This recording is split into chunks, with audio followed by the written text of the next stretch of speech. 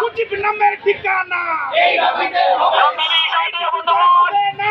আজকের এই গণজমায়েতে এই পর্যায়ে কথা নিয়ে আসবেন মুজিবপুর সংসদের সংগ্রামী ভিপি সংগ্রামী সাধারণ সম্পাদক আহমদ আল সাবা ভাইকে কথা নিয়ে আসতেছেন। আহমদ আল সাবা।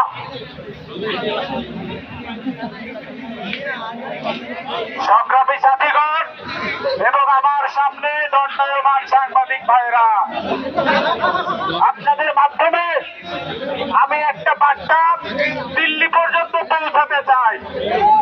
বাংলাদেশে গণতন্ত্র হত্যা করার পর খুনি পালাটি শেখ হাসিনা বাংলাদেশের আসন্ন নির্বাচন ঠেকিয়ে দিতে চায়। আমি শেখ হাসিনাকে বলতে চাই, হাসিনা তুমি নির্বাচন ঠেকানোর চেষ্টা করিও না, এটা তুমি পারবা না। তুমি বরং আরেকটু চেষ্টা করে মোদির ঘরে একটা বাচ্চা পয়দা করো,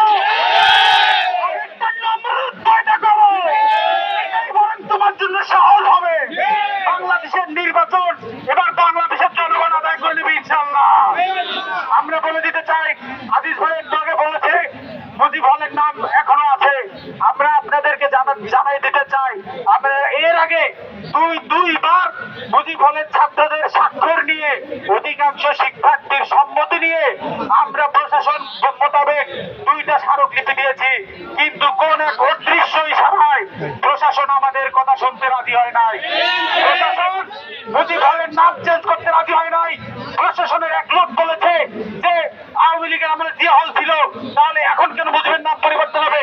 আমি তাকে বলতে চাই, এখন কি বিএনপির আমল চলে নাকি যে তুমি এই নামটা চেঞ্জ করতে পারবে? এই ঢাবের মাটিতে কোন মুজিবের নামে হল থাকবে না, ফজিলাতুন্নেসার নামে হল থাকবে না। বাংলাদেশে ফেসিবাদ কায়েম করেছে শেখ মুজিব, আর বঙ্গমাতা ফজিলা নামে আপনারা তার নাম দিচ্ছেন। বাংলাদেশের ভূমিকায়, বাংলাদেশ জন্মের ভূমিকায় তার কি অবদান আছে যে তার নামে একটা হল এই ঢাবের মাটিতে থাকবে? আমাদের ঢাকা বিশ্ববিদ্যালয়ের মাটিতে আমাদের অবহেলিত কবি, জাতীয় কবি কাজী নজরুলের নামে একটা ন্যূনতম ইনস্টিটিউশন নাই। আমরা দাবি রাখছি শেখ মুজিবুর রহমান হলের নাম পরিবর্তন করে এই হলের নাম জাতীয় কবি কাজী নজরুল মুজিব হলের জিএস হিসাবে আমি প্রশাসনের নিকটে এই দাবি জানাচ্ছি। আমরা পুনরায় দাবি জানাবো, যদি এই হলের নাম চেঞ্জ করা না হয় তাহলে প্রশাসন দেখবে ঢাবির স্টুডেন্ট কোন পর্যায়ে পর্যন্ত যেতে পারে।